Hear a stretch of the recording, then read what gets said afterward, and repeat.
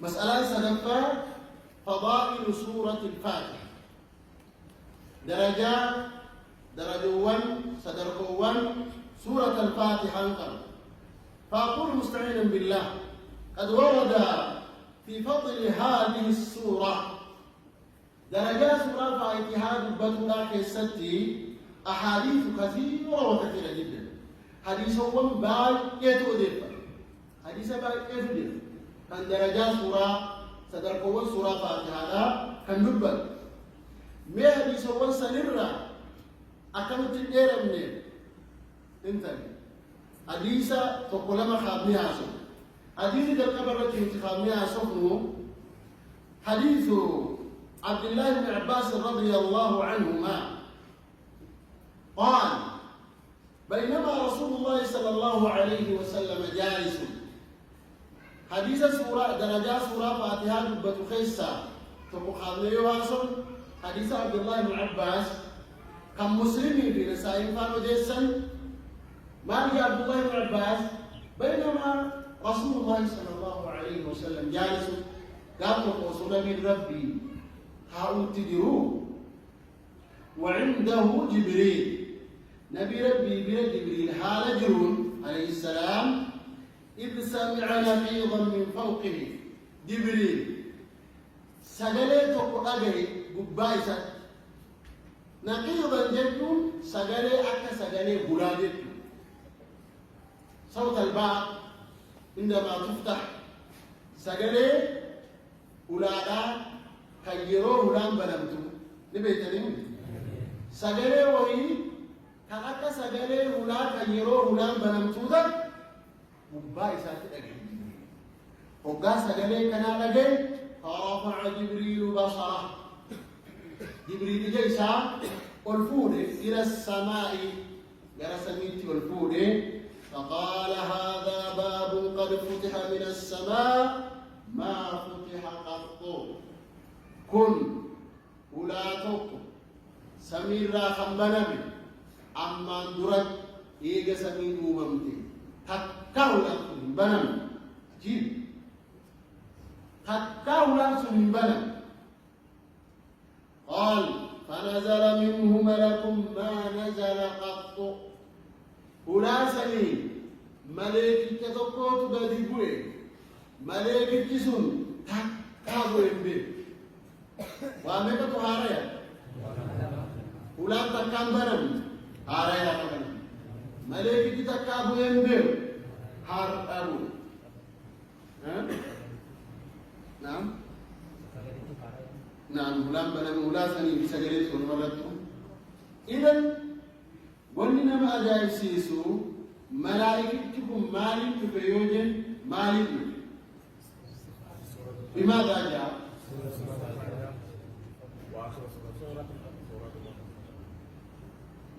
مالك بملائكتكم مالك بيوجن سورة الفاتحة في أخيرا سورة بقرة في دير في مو جمع تويسي في دير نعم بكرة تقولين يا لجيز مربادة نموني تقطعكو أكوا ملائكتي سورة الفاتحة في دير والرهوبة تنتي أكوا ملائكتي أخيرا سورة بقرة في دير والرهوبة تنتي لا مت قرآن الكفو جبريل ولا دوارتكم سورة الفاتحة كم في جبريل أخيرا سورة بقرة كم في جبريل ملائكة كانوا مالين بانتشار لما تشوفي فقال مالك حديثك أنا كيسك دي سورة سنسات في دول مجيء فقال أبشر بنورين نور لمن جمدي نور لمن جمد قد أوتيتهما نور لمن سنأت خليك النمت لم يوتهما نبي قبلك سيدرت نبيين تقول كان كالنبين فاتحة الكتاب اسم سورة الفاتحة بي وخواتيم سورة البقرة خواتيم يوكين تمر سورة بقرة لن تقرأ حرفا منهما حرفي تقول إسال لمان الرحيم قرأته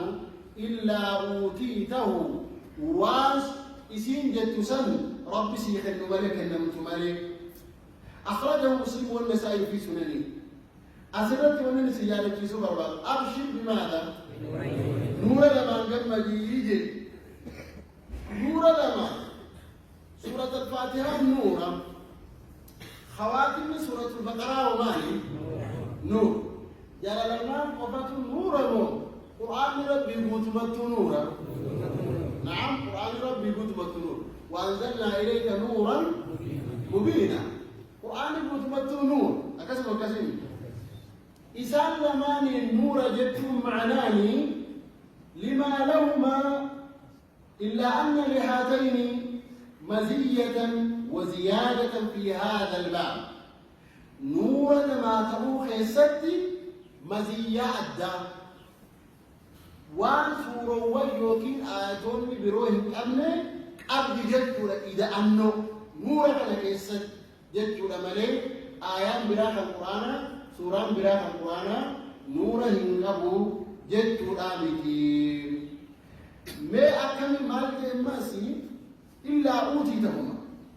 وسورة تنافي أخيرا سورة بقرة كيست جرونام بكريني أرجعها جاد سورة الفاتحة كيست مال تجرا جبني حلال سورة الفاتحة كيست والنيو ثناء ودعاء ربي فارفوت كيست تجرا دعائي كيست تجرا كانوا ما دعائي أتي سورة الفاتحة كيست خلت تزن ربي سيبكن ما يجتو تجرا دعائي سورة الفاتحة كيست اهدنا الصراط المستقيم صراط الذين أنعمت عليهم غير المغضوب عليهم ولا الضالين اهدنا الصراط المستقيم دعاء له دعاء لامن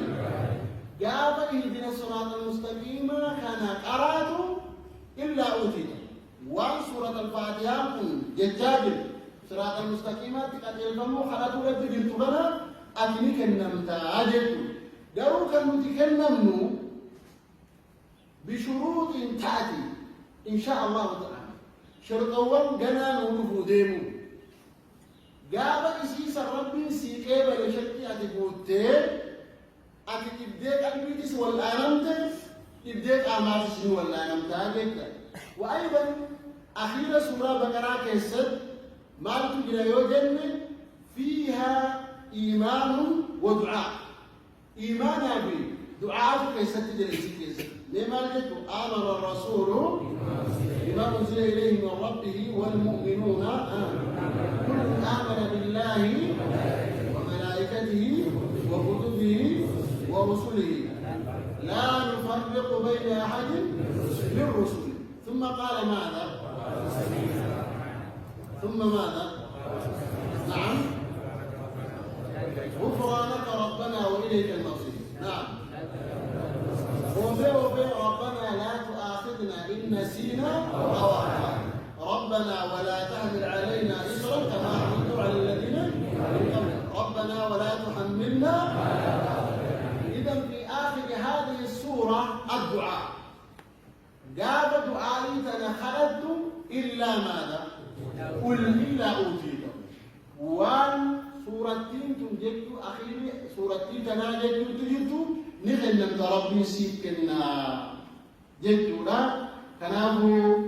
من فضائل سورة وهذه من فضائل سورة الفاتحة صدركا سورة الفاتحة قبل رأي جدنا كان ملس سورة الفاتحة فضائل اسم قبل ربي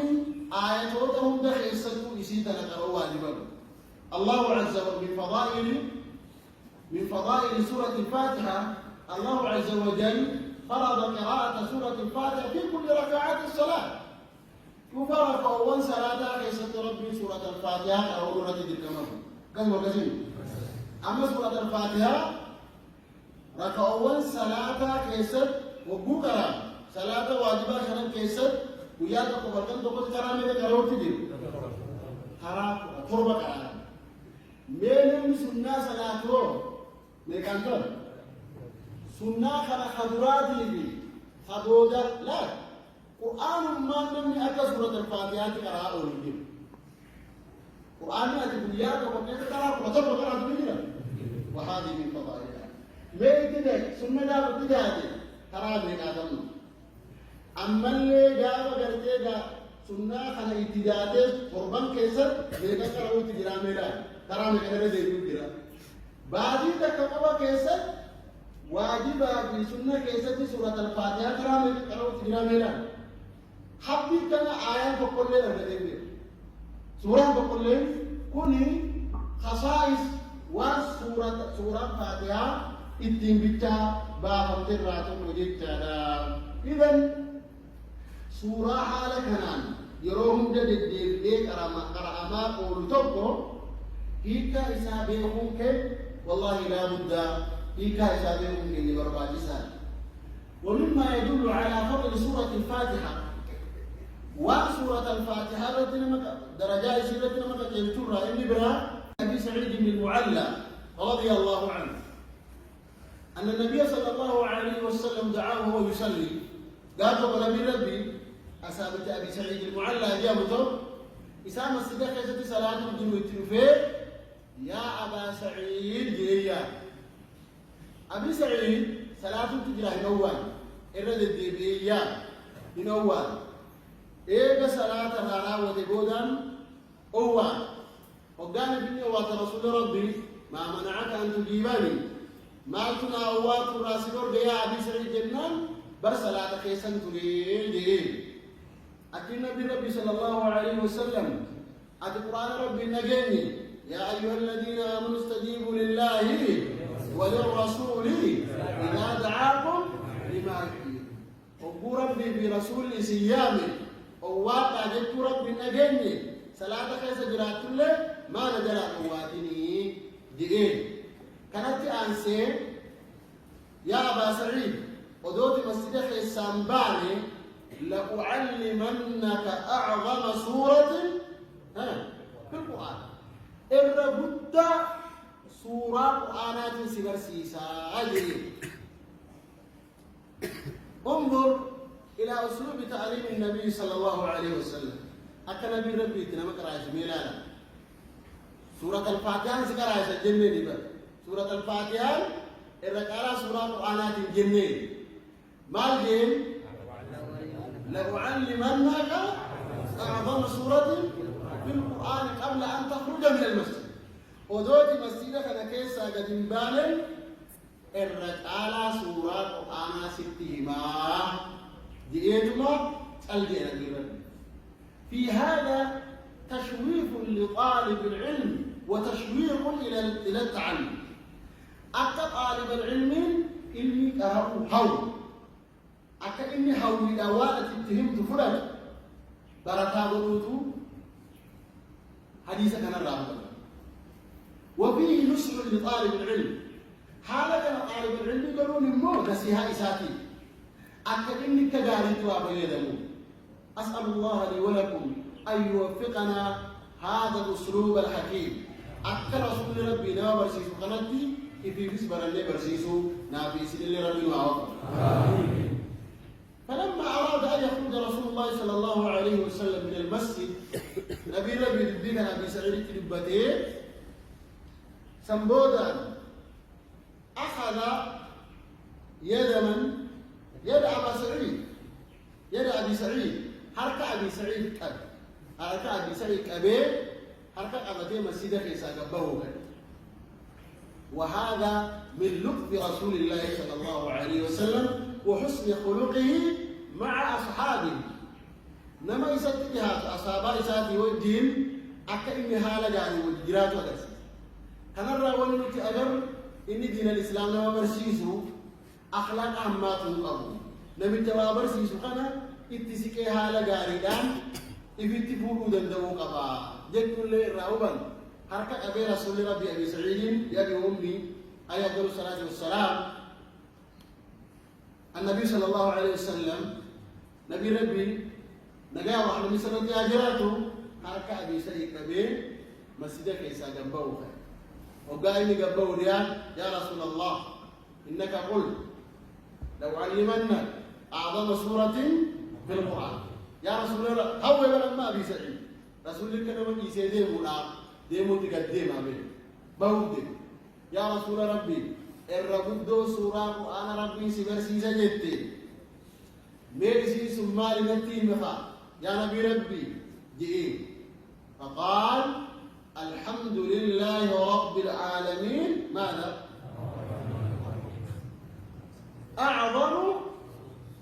أعظم سورة في القرآن الحمد لله رب العالمين سورة تنتم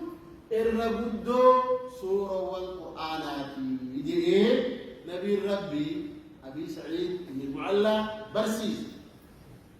وسماها النبي صلى الله عليه وسلم أم القرآن نبي ربي عليه الصلاة والسلام وعن درجة سورة الفاتحة لما تقول إسيتنا أم القرآن يا كتابك هي كيسد أما ندور كتاب مقدمة التفسير كيسد مقولة فاتحة كخامل البنيجي كسب وكسب ميكا البنيجي مقاس سورة فاتحة كم؟ بضع وعشرين اسما مقال الجمي ويد البنيجي كيسا روايات أن كان سبت ميكا جي كيسا حديثة سستطيع أن كان سبت مقا أبوري مقا أبوري لا تقمالي جنة أم القرآن سماها النبي صلى الله عليه وسلم أم القرآن نبي ربي سورة الفاتحة هذا قرآن جئيا هم دي أصل القرآن أكوان تجيفت أم القرآن أم وجوجل أم القرآن وجوجل سورة بتوقف أسادي أكوان سورة الفاتحة رألتني سورة الفاتحة رأباني أكبر نبي ربي سورة الفاتحة ما رسول ربي هذا بدأ أكوان سورة بسجي كل من سورة الفاتحة رأمالتني أكوان جد سورة الفاتحة رألتني بدأ نبي دبت لماذا؟ مالك نبي ربي سورة الفاتحة هذا كنان هم يوجد إن شاء الله تعالى مالك لماذا سمى النبي صلى الله عليه وسلم سورة الفاتحة أم القرآن مالك سورة الفاتحة هذا القرآن تجي سورة القرآن إبقى قد مهمة إبقى قد أفرس الكيسة فاتحة كهذا قولي سورة إبقى قد أسدي أكا إمام فاتحة مالك قولي نبي ربي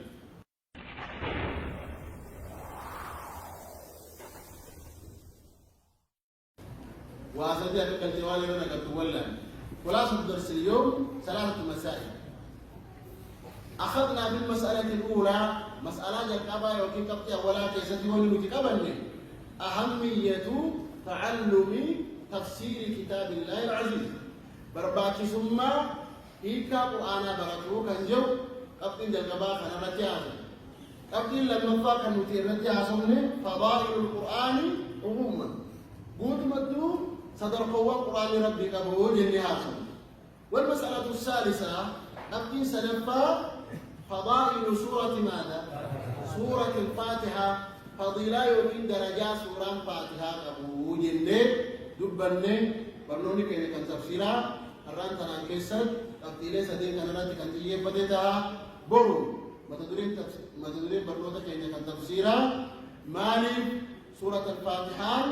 هذا القرآن ما يجي أمتي يا ممتي كنجون كنجل كبوتها وصلى الله على نبينا محمد وعلى آله وصحبه أجمعين